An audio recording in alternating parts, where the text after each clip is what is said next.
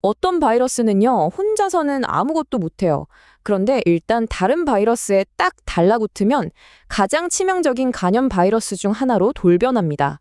오늘 바로 이 교활한 녀석에 대한 아주 흥미로운 연구 결과를 한번 파헤쳐 보려고 합니다.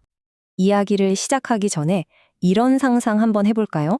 만약에 어떤 바이러스가 살아남으려면 꼭 공범이 필요하다면 어떨까요? 네, 바로 이 공범이 꼭 필요한 바이러스가 오늘 이야기의 주인공, D형 간염 바이러스, 줄여서 HDV입니다. 이 HDV는요, 참 독특한 녀석이에요. 혼자서는 절대 생존할 수가 없거든요. 그래서 어떻게 하냐면 B형 간염 바이러스의 시스템을 통째로 훔쳐서 자기 보호막으로 써버립니다. 그러니까 B형 간염 바이러스의 표면 항원, HBsAg라는 걸 마치 투명 망토처럼 둘러서 우리 몸의 면역 체계로부터 자기를 숨기는 거죠. 이 HBsAg 보호막, 이게 바로 새로운 치료제들의 핵심 타겟이 되는 거고요. 자, 여기서부터 이야기가 정말 재밌어집니다. 그렇다면 이 보호막을 깨부술 비밀병기는 과연 뭘까요? 바로 두 가지 새로운 약물입니다. 이번 임상시험에서는 두 가지 다른 방식의 약물을 테스트했어요.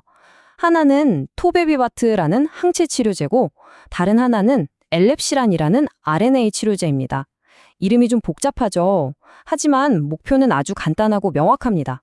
바로 바이러스의 그 투명 망토 HBsAg 보호막을 공격하는 거예요. 과학자들은 궁금했습니다. 이 두 약물 중에 하나만 쓰는 게 나을까? 아니면 둘을 함께 쓰는 게 더 효과적일까? 그래서 정면 대결을 붙여보기로 했죠. 그래서 시험 디자인은 아주 명쾌했어요. A그룹은 두 약물을 함께 쓰는 병용요법 그룹, B그룹은 토베비바트 하나만 쓰는 단독요법 그룹으로 나눴죠. 과연 승자는 누가 됐을까요? 자, 먼저 24주차 초기 결과를 한번 보실까요?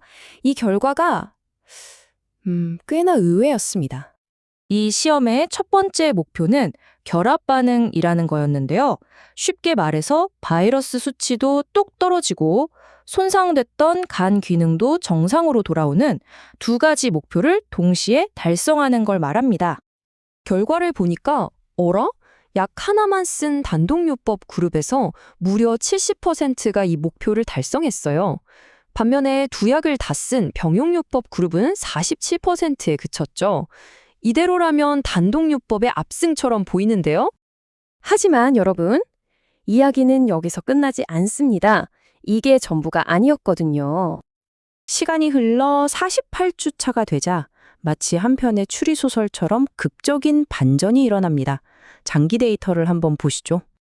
48주차에 확인해 보니 이번엔 병용요법이 치고 올라왔습니다.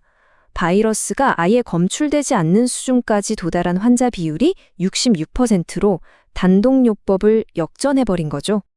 그런데 정말 놀라운 건 따로 있었습니다. 바로 바이러스의 그 보호막 HBsAg를 얼마나 효과적으로 제거했는지를 보니까 그 차이가 정말 어마어마했습니다. 보세요. 무려 91%, 병용요법을 받은 환자 10명 중 9명 이상이 바이러스 보호막이 거의 다 해체된 겁니다. 단일 약물 그룹이 21%에 그친 것과 비교하면 이건 뭐 비교가 안 될 정도죠. 이 표가 48주차의 결과를 한눈에 보여주는데요.